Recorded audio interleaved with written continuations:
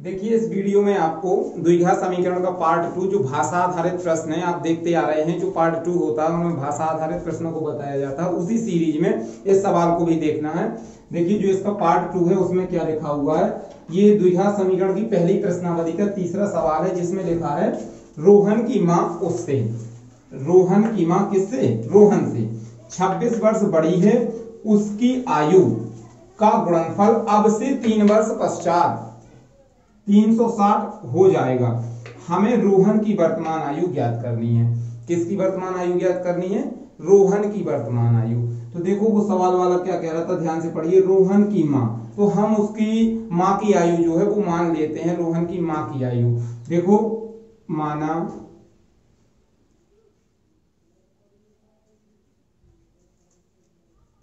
रोहन की माँ की आयु कितने वर्ष? x वर्ष। ये हमने मान लिया है कि जो रोहन की माँ की उम्र है वो कितनी है? x वर्ष है। अब देखो सवाल क्या कह रहा है, सवाल कह रहा है रोहन की माँ उससे 26 वर्ष बड़ी है। रोहन की माँ किससे 26 वर्ष बड़ी है? रोहन से। तो जब हमने रोहन की माँ की उम्र मानी थी x वर्ष, तो वो 26 वर्ष बड़ी हैं, तो रोहन कितना हो जाएगा? माँ की आयु से 26 वर्ष कम। तब रोहन की आयु, तब रोहन की आयु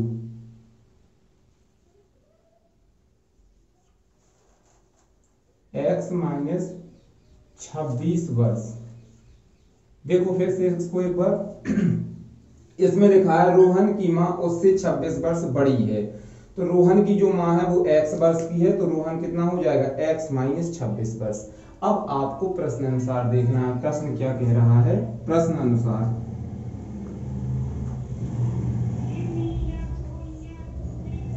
प्रश्न कह रहा है रोहन की माँ की आयु यानी उनकी आयु का गुणनफल अब से 3 वर्ष पश्चात। 3 वर्ष पश्चात की चर्चा हो रही, 3 वर्ष बाद या पश्चात की चर्चा हो रही है। तो मैं आपको पुराने वीडियो में बता चुका हूं कि 3 वर्ष पश्चात या बाद में ऐसे सवालों में जितने वर्ष बाद या पश्चात दिया जाता है उनकी उम्र में उतने वर्षों को जोड़ दिया जाता है। तो देखिए आप प्रश्न अनुसार 3 वर्ष पश्चात, 3 वर्ष पश्चात माँ की आयु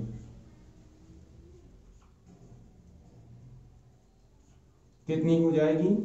x प्लस 3। ये हो गया 3 वर्ष पश्चात माँ की आयु। अब 3 वर्ष पश्चात किसकी निकालनी है? रोहन की आयु। 3 वर्ष पश्चात रोहन की आयु, किसकी आयु? रोहन की। देखो रोहन की आयु कितनी है? x plus 26। तो ये हो जाएगा x प्लस 26, सॉरी माइनस 26 है यहाँ पर, माइनस 26 प्लस 3।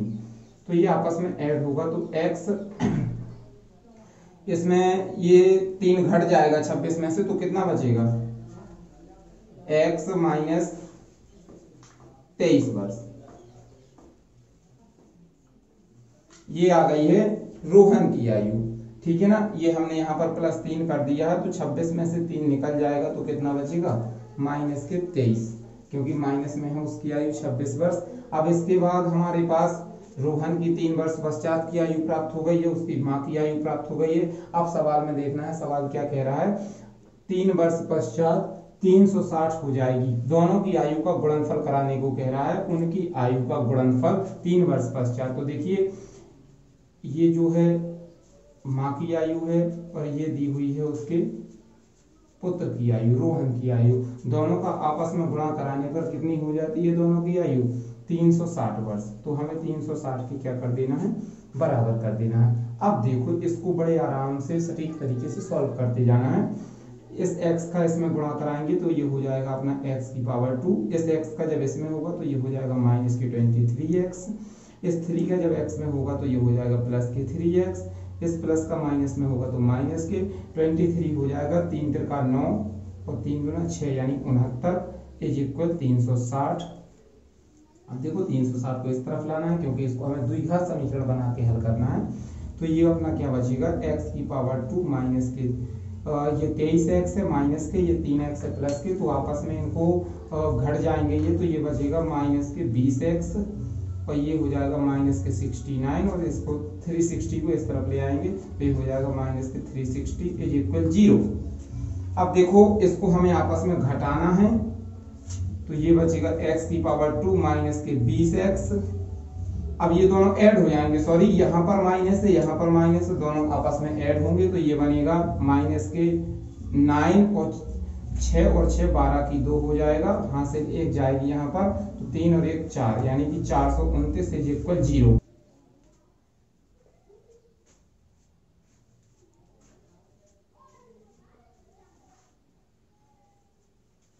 देखो इसके फैक्टर जो हैं वो निकल के आ गए हैं, यहाँ पर आ गया अपना 3, यहाँ पर 11, यहाँ पर है 13 यानी 13। तो इनका आपस में हमें गुणा करा करके इस प्रकार से गुणा कराना है कि जो अपना 20x है जब उनको आपस में जोड़ा या घटाया जाए तो 20x निकल के आ जाए और उन दो संख्याओं को जब आपस में गुणा किया जाए तो अपना 429 आ जाए। तो देखो हम यहाँ पर कराते हैं 3 × 11 × 13 यानी 11 × 33 × 13, दो संख्याएं अपने सामने हैं। अब 13 का जब हम इसमें गुणा करा के देखते हैं तो देखो ये आता है 429 की नहीं आता है, ये देख लेना है आपको। तो ये हो जाएगा 339 और 339 × 313 यानी कि ये निकलेगा 9 और 9 3 12 की 2, वहां से 1 और 3 और 1 4 429। देखो अपना गुणा कराने पर 429 आ गया है। अब इनको आपको आपस में जोड़ने और घटाने पर भी देख लेना है। तो ये 3 में से 3 जाएगा 0 और 3 में से 1 जाएगा तो 2, 20 बचता है, हमें 20 ही चाहिए। तो देखो आगे जो है अपनी बड़ी संख्या 33 और ये है अपना 13। अब आपको इनको चिन्हों के अनुसार फिट करना है, तो इसको मैं यहाँ पर साफ करके बता रहा हूँ, आगे से आपको यहाँ समझना है ध्यान से। अपना समीकरण था x की पावर 2 माइनस के 20x और माइनस के था 429 इज इक्वल 0। अब इसमें हमने प्राप्त किया था 33 और 11। तो देखो उसको आपस में घटाने पर या जोड़ने पर कितना आना चाहिए, 20 आना चाहिए और गुणा कराने पर आना चाहिए 429 और वो भी माइनस के 20। तो यहाँ पर हम क्या कर लेंगे, x की पावर 2 और माइनस के ले लेंगे 33 x और प्लस के ले लेंगे 13x और माइनस 429 इज इक्वल 0। देखो इस लाइन को फिर से एक बार आप ध्यान से समझिएगा। जो ये x की पावर 2 है ये ज्यों का त्यों लिख दिया है और 20 को हमने इस प्रकार से दो संख्याओं में जब 429 का फैक्टर किया था तो ये दो संख्याएं निकल के आई थी, जिसमें एक 33 थी एक 13 थी। तो 33 को जब हमने 13 में से कम किया है यानी 33 में से 13 को जब निकाला है तो माइनस के 20 बचा है अपना। और इसके बाद जब 33 का और 13 का आपस में गुणा कराया तो ये माइनस का ये प्लस का, तो चिन्ह माइनस ही आएगा। और 33 का 13 में गुणा करके देखा था तो 429 आया था। तो इन दोनों का गुणा कराने पर जब इनका हम गुणा कराएं तो इनका गुणनफल आना चाहिए और इन दोनों को हम आपस में जोड़ें या घटाएं तो ये बीच की संख्या आनी चाहिए। ठीक है, अब इसको ध्यान से समझिए।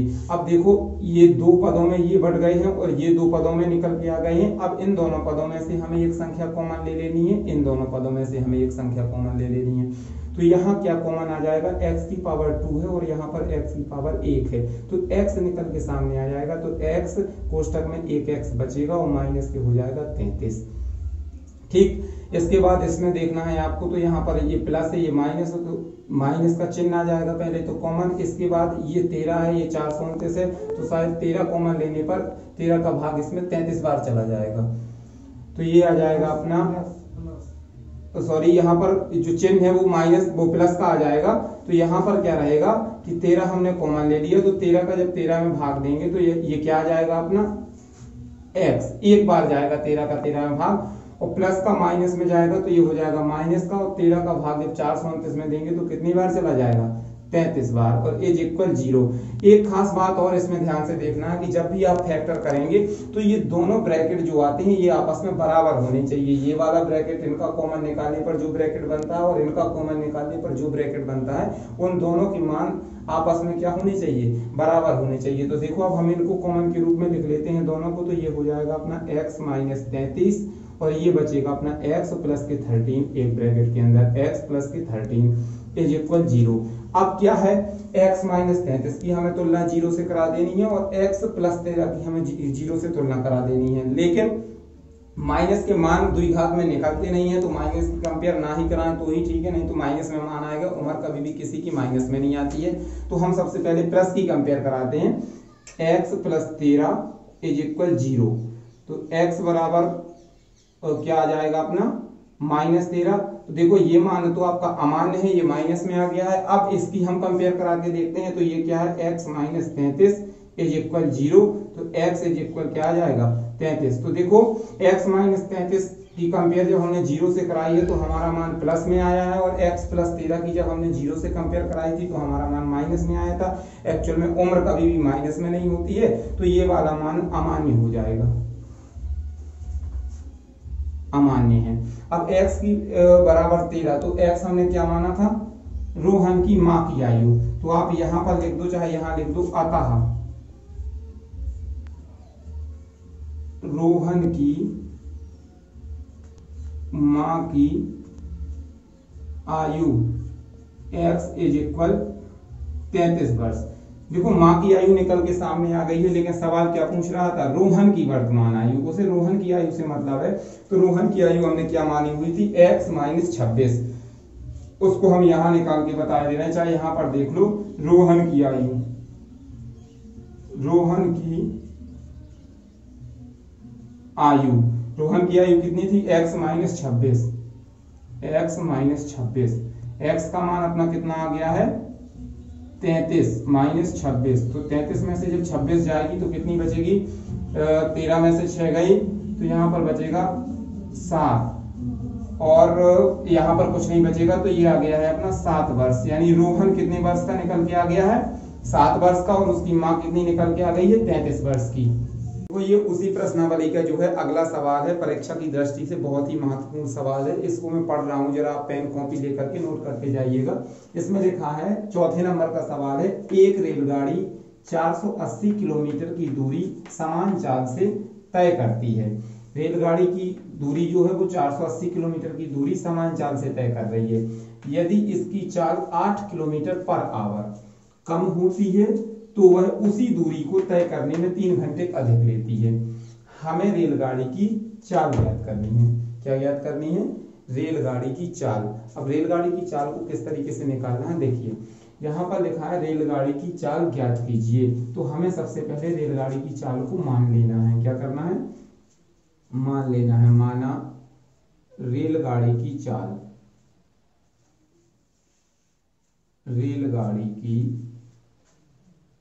चाल = x किलोमीटर प्रति घंटा।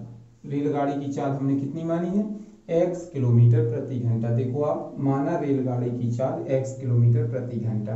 अब चाल हमने मान ली है, दूरी उसने दे रखी है। दूरी कितनी दी हुई है, रेलगाड़ी कितनी तय दूरी करती है, तय दूरी बराबर कितनी है, 480 किलोमीटर। अब अपने पास चाल भी है, अपने पास दूरी भी दी हुई है। अब क्या है, अब आपको निकालना है समय। समय किस तरीके से निकालते हैं, देखिए 480 किलोमीटर की दूरी को तय करने में कितनी चाल से, x किलोमीटर/आवर की चाल से तय करने में लगा समय। क्योंकि 480 किलोमीटर की दूरी समान चाल से तय करने में लगा समय। समय बराबर क्या होता है, दूरी अपॉन चाल। इस फॉर्मूले को आप लिख लीजिएगा। तो देखो समय का मान कितना आ जाएगा निकल के, दूरी अपनी कितनी दी हुई है 480, यहाँ आ जाएगा 480 अपॉन चाल कितनी दी हुई है, चाल दी हुई है x किलोमीटर, तो ये हो जाएगा x। ये आ गया है अपना समय। क्या निकल के आ गया है, समय। अब अपने पास समय भी है, दूरी भी है, चाल भी है। अब क्या करना है, अब सवाल को फिर से पढ़ना है, प्रश्न अनुसार जो वो कह रहा है, जो उसकी कंडीशन है उसको अप्लाई करना है। तो यहाँ पर लिख लेना है प्रश्न अनुसार। प्रश्न क्या कह रहा है, देखिए यदि इसकी चाल 8 किलोमीटर कम होती है। देखो दोबारा जो नई चाल है उसमें क्या हो रहा है कि 8 किलोमीटर की कमी हो रही है, 8 किलोमीटर की कमी। तो यहां हो जाएगा हमारा रेलगाड़ी की चाल इज इक्वल कितनी है, 8 किलोमीटर की कमी हो रही है। हमने माना कितनी थी रेलगाड़ी की चाल, x किलोमीटर। शर्त कह रही है कि उसमें क्या कम करनी है, 8 किलोमीटर चाल को कम करना है। तो हमने 8 किलोमीटर कम कर दी है, तो ये आ गई है अपनी x minus 8 kilometre per hour. अब जब नई रेलगाड़ी जो नई चाल है अपने पास वो है x माइनस 8 किलोमीटर, तो नया समय भी लगा होगा दूरी तय करने में। दूरी सेम है, दूरी है अपनी 480। अब वो क्या कह रहा है, देखिए समय इसका किस तरीके से निकल आएगा। समय बराबर होता है दूरी बटे चाल। दूरी अपनी कितनी है 480 और समय अपना कितना है x माइनस 8। ये वाला समय जो डिफरेंट करके निकला है, जो चाल को घटाने पर आया है, वो समय आपको रखना है। वो चाल यहाँ पर आ जानी है अपनी, तो नीचे आ जाएगी चाल। अब अपना समय बन गया है दूरी बटे चाल, यानी 480 अपॉन x माइनस 8। देखो अब सवाल क्या कह रहा था कि उसी दूरी को तय करने में 3 घंटे अधिक समय लेती है। यानी दूरी सेम है, समय ये है और इसमें भी दूरी वही थी, समय इतना था। इन दोनों समयों के बीच में जो अंतर आता है वो कितना आता है, 3 घंटे का अंतर आता है। तो देखो यहां से एक समीकरण बन के सामने आएगा। जो अपना नया समय है वो है 480 अपॉन x माइनस 8 और जो अपना पुराना समय है वो है अपना माइनस के 480 अपॉन x इज इक्वल, दोनों का डिफरेंट जो है वो कितना है 3 घंटे। देखो सवाल ने बताया है यहाँ पर कि दूरी तय करने में 3 घंटे अधिक समय लेती है, तो दोनों का अंतर कितना आ गया है 3 घंटे। अब इसको हमें हल करके द्विघात समीकरण के रूप में बदलना है, फिर द्विघात समीकरण से रेलगाड़ी की चाल निकालनी है। देखो अब इसको आगे कैसे हल करेंगे, इन दोनों का ले लेंगे हम लासा। तो ये क्या आ जाएगा अपना, ये आ जाएगा x माइनस 8 इंटू एक्स, ये आ गया अपना लासा। अब इसका भाग हम इसमें देंगे तो ये कैंसिल हो जाएगा, x बचेगा तो यहाँ पर आ जाएगा 480x माइनस, इसका भाग जब हम इसमें देंगे तो ये कैंसिल हो जाएगा तो बचेगा x माइनस 8, तो ये हो जाएगा 480 ब्रैकेट में हो जाएगा x माइनस 8 इज इक्वल 3। देखो फिर से इसको ध्यान से, इन दोनों का हमने लासा लिया है तो x कोष्टक में x माइनस 8 आ गया है। अब इस x माइनस 8 का भाग हम इस पूरे पद में देंगे तो ये x माइनस 8 कैंसिल हो जाएगा, x बचेगा, उसका गुणा हो जाएगा 480 में, तो ये हमने यहाँ पर गुणा करा दिया है। इसके बाद माइनस x का भाग जब इसमें देंगे तो x कैंसिल हो जाएगा, बचेगा अपना x माइनस 8, उसका गुणा हो जाएगा 480 में, तो यहाँ पर गुणा करा दिया है, इज इक्वल 3। अब देखो इसको आगे कैसे सॉल्व करना है, ये हो जाएगा अपना 480 माइनस x माइनस के 480 का गुणा इसमें होगा तो minus 480x minus minus plus, अब मैं इनका आपस में गुणा कर रहा हूं तो ये हो जाएगा 8 का 0 में 0 और ये हो जाएगा 88 64 की 4 हासिल आ जाएंगी अपनी 6 और 8 चौके 32 और 32 और 6 38, यानी 3840 अपॉन, इसका जब हम इसके अंदर गुणा कराएंगे तो ये हो जाएगा x स्क्वायर माइनस के 8x इज इक्वल 0। देखो मैं यहाँ साफ करके आपको यहाँ से बता रहा हूँ डिटेल में, आप इसको लिख लीजिएगा पहले और ध्यान से समझिएगा थोड़ी सा, और ध्यान देना है इस सवाल की तरफ जब ये आप सवाल लगा पाओगे, वरना कहीं ना कहीं डिस्टर्ब हो जाओगे। देखो अब जो ये अपना समीकरण निकल के आ गया है वो है यहाँ पर, यहाँ सॉरी 0 नहीं है, यहाँ पर 3 है, मैं 0 रख ले गया हूँ यहाँ पर, देखिए आप इज इक्वल में 3 आ रहा है बराबर, यहाँ है 480x माइनस के 480x plus 3840 upon x square minus के 8x इज इक्वल 3। अब देखो इसको किस तरीके से सॉल्व करते हैं, ये दोनों आपस में कैंसिल हो जाएंगे, ये माइनस का है और ये प्लस का है, तो यहां पर बचेगा अपना 3840 अपॉन एक्स स्क्वायर माइनस के 8x इज इक्वल 3। इसके बटे में 1 लेकर के इसका कर देना है हमें कैंची गुणा, क्या करा देना है कैंची गुणा। तो कैंची गुणा किस तरीके से होता है ये भी हम बहुत पहले बता चुके हैं आपको वीडियो में। ये 1 का इसमें होगा और इसका इसमें हो जाएगा, तो 3 का इसमें होगा, तो ये हो जाएगा 3x की पावर 2 माइनस के 8 × 24x इज इक्वल 3040। अब इसको उठा करके इस तरफ लाना है, तो ये हो जाएगा 3x की power 2 minus 24x minus 3840 is equal 0। देखो ये द्विघात समीकरण के रूप में बदल गया है, बट हम इसमें क्या देख रहे हैं कि 3 यहाँ पर भी अगर 3 का भाग 24 में देते हैं तो उसमें भी चला जाएगा और 3 का भाग शायद इसमें भी चला जाएगा, तो इसमें से हमें 3 क्या निकाल लेना है, कॉमन निकाल लेना है, जिससे आगे सॉल्यूशन में दिक्कत नहीं आएगी।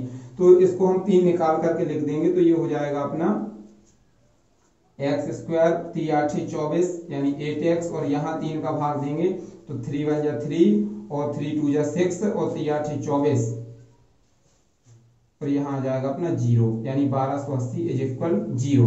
अब ये बना अपना x की power 2 minus 8x minus 1280 is equal 0। ये निकल के आ गया है एक द्विघात समीकरण के रूप में। ये 3 हमने फैक्टर था, कॉमन ले लिया था, बाहर निकाल दिया उसको, इतना बचा है x की power 2 minus 8x minus 1280 is equal 0। अब इसका लेना है हमें, इसको हमें द्विघात समीकरण प्राप्त हो गया है। अब इसको किस तरीके से आगे हल करना है इसको ध्यान से समझिए। यहाँ पर जो ये 1280 है इसके करने होंगे फैक्टर मैं आपको बता चुका हूँ पुरानी वीडियो में, फिर से देख लीजिएगा आप। यहाँ पर मैं करके बता रहा हूँ कैसे होंगे। यहाँ लिखा है 1280, इसको हम डिवाइड करेंगे 2 से, तो 2 6 के 12 और 2 चौके 8 होता है और ये 0 आ जाएगा। फिर 2 से करेंगे तो 2 3 6 2 दूना 4 0 आ जाएगा। फिर 2 से 2 1 2 और 2 6 के 12 0। फिर 2 से आ जाएगा 2 8 16 0। फिर 2 से जाएगा 2 चौके 8। फिर 2 से जाएगा 20 दूना 40। फिर 2 से 10 दूना 20 और फिर 2 से जाएगा 2 5 6 10 और फिर 2 से जाएगा तो 5 एकम 5। अब इसको इस तरीके से बांटना है या तोड़ना है जिसमें जोड़ने या घटाने पर 8x आए और आपस में गुणा करने पर 1280 आए। तो देखिए किस तरीके से करते हैं। ये आ गया अपना 5 × 2 × 2 1 2 3 4 5 6 7 8 बार 1 2 3 4 5 6 7 8 1 2 3 4 5 6 7 8 बार 2 है, एक बार 5 है। तो ये कितना हो जाएगा 5 दूना 10 दूना 20 दूना 40 दूना 80 और इसके बाद है 2 दूना 4 4 दूना 8 हो जाएगा। और ऐसे नहीं करेंगे, इसको देखना है एक बार फिर से। 5 दूना 10 10 दूना 20 और 20 दूना 40 हो जाएगा और 40 इसके बाद यहाँ तक हो गया 5 दूना 10 दूना 20 दूना 40 दूना 80, यानी कि मैंने यहाँ तक कर लिया है इसको। 5 दूनी 10 दूनी 20 दूनी 40। अब इसको देखना है इतने बचे हुए हैं, तो ये हो जाएगा 2 दूना 4 दूना 8 दूना 16 दूना 32। तो देखो 40 और 32 का जब हम आपस में गुणा कराएंगे तो अपना आएगा 1280 और 40 में से जब हम 32 घटाएंगे तो ये क्या बचेगा 8। ठीक, अब क्या बचाना है, माइनस का 8 बचना चाहिए और माइनस के 1280 बचने चाहिए। तो हम माइनस का ले लेंगे 40, अब 40 का गुणा और एक प्लस का ले लेंगे 32। तो माइनस के 40 में से प्लस के 32 जाएंगे तो माइनस के 8 बच जाएंगे। देखो फैक्टर आपके कंफर्म है, आपको और फैक्टर देखना है तो आई बटन पर क्लिक करके पुरानी वीडियो में देख सकते हैं, इसके मैंने बता दिए हैं आपको। अब देखो मैं फैक्टर को हटा रहा हूं। एक आया था अपना -40 और एक आया था अपना +32। अब यहां से देखो इसको किस तरीके से आगे ले चलना है। x की power 2 minus 8x minus 1280 is equal 0। तो ये हो जाएगा x की पावर 2 माइनस 40x और प्लस 32x माइनस की 1280 1280 इज इक्वल 0। अब देखो फिर से वही सिस्टम, इसमें से दोनों में से कॉमन निकालना है और इन दोनों में से कॉमन निकालना है। तो इन दोनों में से कॉमन क्या आ जाएगा, यहाँ से कॉमन आ जाएगा अपना x निकल के बाहर आएगा तो ये बचेगा x माइनस के 40। यहाँ पर देखना है दोनों में ध्यान से, इसमें क्या कॉमन निकल रहा है, इसमें निकलेगा अपना प्लस का 32 कॉमन आ जाएगा तो यहाँ बचेगा x और प्लस का माइनस में भाग देंगे तो ये हो जाएगा माइनस और 32 का देंगे इसमें तो कितनी बार जाएगा, 40 बार, इज इक्वल 0। देखो फिर से एक चीज देखनी है कि ये दोनों ब्रैकेट आपस में कैसे आने चाहिए, बराबर आने चाहिए, जितना इसका मान है उतना ही इसका मान होना चाहिए। तो इसको हम लिख सकते हैं x माइनस 40, दोनों ब्रैकेट को बना के एक बना दिया है और एक में हो जाएगा x प्लस 32 इज इक्वल 0। अब दोनों की हमें कंपेयर इसमें करा देनी है। तो देखो जब हम प्लस का इस तरफ ले जाएंगे तो ये माइनस का होगा, माइनस में चाल कभी आती नहीं है तो ये अमान्य हो जाएगा और जो प्लस में आएगा वो उत्तर मान्य माना जाएगा। देखो मैं दोनों